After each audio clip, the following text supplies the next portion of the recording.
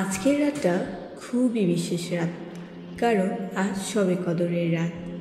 এই রাতে আল্লাহ আমাদের সব ভুল মাফ করে দেন।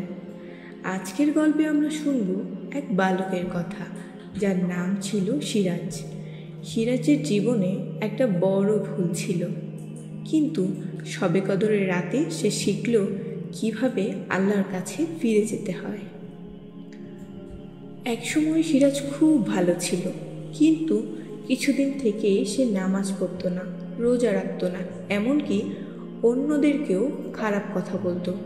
সে ভাবতো সব কিছুই তো ঠিক চলছে, দিনের কথা আর মনে রাখার দরকার কি। আজ শবে কদরের রাত আসতে চলেছে। সিরাজ মসজিদে গিয়েছিল, কিন্তু তার মনটা একটু চিন্তিত ছিল। সে ভাবছিল, আমার তো অনেক বড় ভুল, এই পাপে জর্জরিত আমাকে কি আল্লাহ ক্ষমা করবেন? সিরাজ মসজিদে গিয়ে বসে, কিন্তু তার মনে এক প্রশ্ন ছিল। তখন মসজিদের ইমাম সাহেব তাকে কাছে ডেকে বললেন, সিরাজ, শবে কদরের রাত হলো আল্লাহর রহমত পাওয়ার সময়। আল্লাহ আমাদের সব ভুল মাফ করে দেন, যদি আমরা সত্যিকারের মন থেকে ক্ষমা চাই। আল্লাহ রহমানুর রহিম।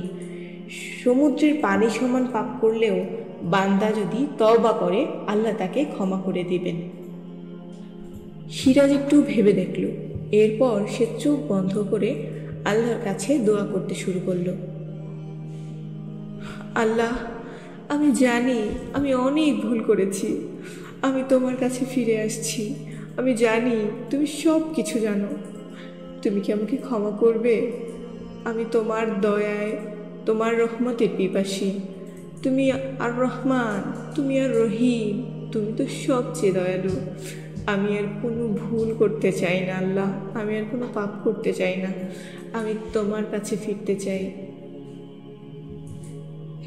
অলৌকিক মুহূর্তে সিরাজ অনুভব করল যে তার মনটা হালকা হয়ে গেছে। আল্লাহ তার দোয়া কবুল করেছেন, আর তার হৃদয়ে এক প্রশান্তি ভাব চলে এসেছে। শবে কদরের রাতটা সিরাজের জীবনের সবচেয়ে গুরুত্বপূর্ণ রাত হয়ে গেল। সে শিখল যে আল্লাহ আমাদের ক্ষমা করেন যদি আমরা সত্যি মনের সাথে তওবা করি। আর শবে কদরের রাতে আল্লাহ তার রহমত নিয়ে আমাদের কাছে এক নতুন শুরু চাইবেন।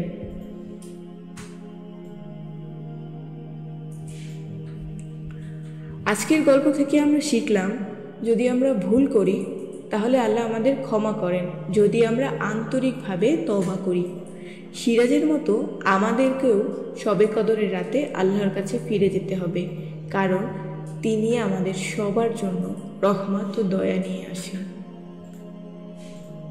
শবে কদরের রাতে আল্লাহর রহমত ও ক্ষমা আমাদের জীবনে নতুন আলো নিয়ে আসে।